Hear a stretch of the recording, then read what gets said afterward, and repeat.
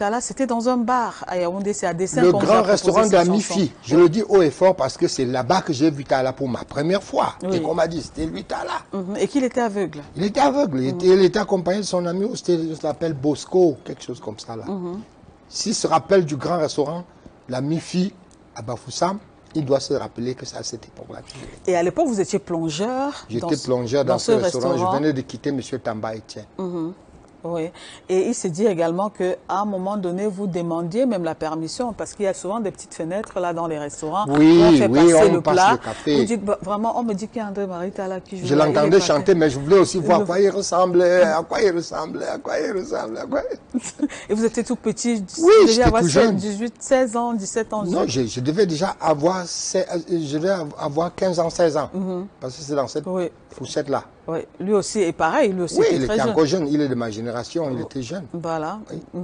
Et dès que vous l'avez vu, vous avez dit, oh, voilà. Que deviendrait un monsieur comme ça, avec une guitare et ne voyant même pas, qu'est-ce qu'il va devenir? Et moi, aujourd'hui, je vois que je ne suis même pas capable de détacher les chaussures de Tala Marie-André. Je ne peux pas, parce qu'il est plus grand, il est très grand. Et il a la grande renommée. Bon, et puis, il est équilibré. Moi, je me cherche encore. À 72 ans, je me cherche. C'est ce que vous dites. C'est ce que vous dites. Voilà. Je me cherche. C'est ce que vous dites. Ça, je le dis.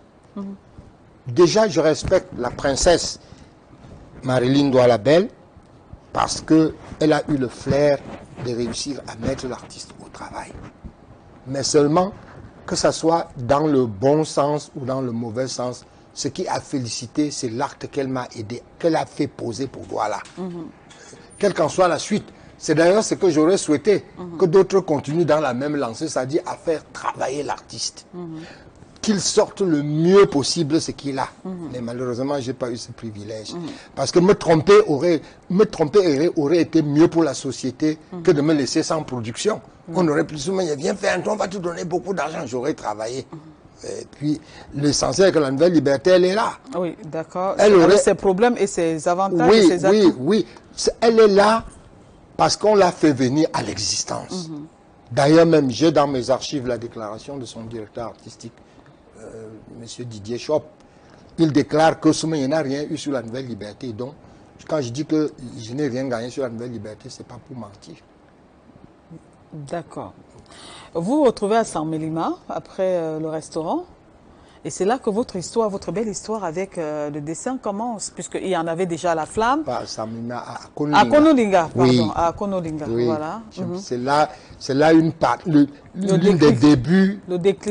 des débuts de mes travaux. Parce que quand je quitte Bafoussam, le dessin m'avait un peu quitté parce que je voulais devenir mécanicien. Je voulais devenir menuisier. Ça n'a pas réussi, mais entre-temps, je suis passé donc à Konolinga. Et quand je suis passé à Konolinga, j'ai travaillé chez un monsieur comme boutiquier. Mais pendant que j'avais déjà fait ma petite recette, je m'amusais à dessiner le gros vendeur de pain qui était en face de moi. Tout le temps, j'étais là qu'à dessiner.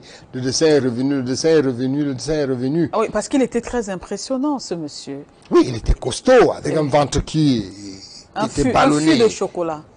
On appelle ça le fût de chocolat. Quelque chose comme ça, si vous voulez. Mais ce qui est intéressant, c'était son gros gabarit et ses prestations journalières qui m'inspiraient à dessiner. Et mon patron a eu vent de l'affaire et puis ça a été le crash entre lui et moi. Oui, parce qu'à un moment donné de la journée, vous fermez oui, ça, c'est la mauvaise vision des enfants. Je ne savais pas, je n'étais pas convaincu que quand on te paye pour un travail, tu dois faire que le travail. Redites-le exactement comment ça se passait. Parce oui, mais je l'ai dit. Vous prenez le bâton, vous barrez la porte. Je ne change pas. Je dis carrément, lorsque j'avais fait une recette de 20 000 ou de 30 000, je prenais un bâton. Je barre le... Oui, comme pour dire qu'il n'y a personne. Oui, qu'il n'y a plus personne maintenant. C'est comme ça qu'on le fait de façon archaïque ici. Voilà. J'entre sous la table. Dessin. Il a fini par apprendre. Il dit, mais tiens, Soumaïe, je te paye pour vendre maintenant.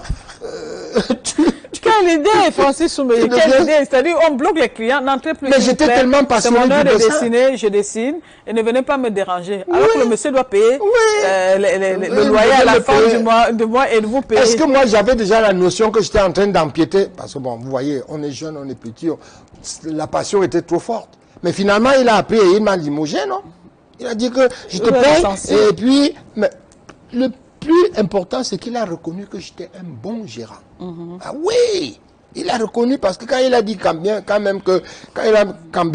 même dit que je n'avais pas bien travaillé, quand il a dit ça, mais il a fini par reconnaître que en temps normal, j'ai bien travaillé. Et votre salaire, à ce moment, avait augmenté. Vous étiez à 2500 francs. Oui, ça avait augmenté. Oui, par ça rapport avait augmenté un peu par rapport à Bafoussam. Bon. Mais est-ce que c'est ça que j'allais faire? C'est resté une grande question. La passion venait de ressurgir et les données commençaient encore à changer. J'allais faire quoi? Et on vous a mis à la porte? À la porte, oui, mais puisque le crash, finalement, il a décidé qu'il a dit ça pour me garder. J'ai dit non, moi-même, je ne veux plus continuer. Je suis remonté sur Bafoussam. Parce que maintenant, je commençais à me poser la question, est-ce que le dessin peut me donner quoi?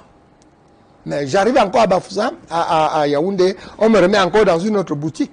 Encore une boutique. Encore une boutique, je continue à Elifa, je continue à dessiner là-bas jusqu'à ce que je rencontre un certain monsieur René. Et on fermait toujours la boutique à un moment donné avec le bateau. Non, celui-là, je ne fais... Puisque c'était supposé être ma boutique, c'était maintenant la famille. Hein? C'était maintenant la famille. On le faisait parce que c'était les autres, c'est ça? Oh, quand je dis c'était la famille, est-ce que ça m'avait empêché de dessiner? Il faut suivre la Ok, allez-y. J'avais fait des dessins partout, j'ai fait des dessins jusqu'à ce que monsieur René passe un soir, il me dit, mais qu'est-ce que tu fous là? Je dis, mais tu dessines, c'est toi qui fais tout ça. Je dis, oui, il dit, mais et tu fais quoi dans la boutique? Sors! Pour aller où? Pour le suivre. C'est ce que j'ai fait. Ah oui! J'ai fermé la boutique, j'ai remis les clés, j'ai suivi M. René parce qu'il me disait qu'il venait d'achever ses cours de dessin à l'ABC, oui, c'est à l'ABC de Paris. Il devrait ouvrir sa boutique. Donc, je trouvais l'occasion d'améliorer mes dessins par lui. J'ai fermé.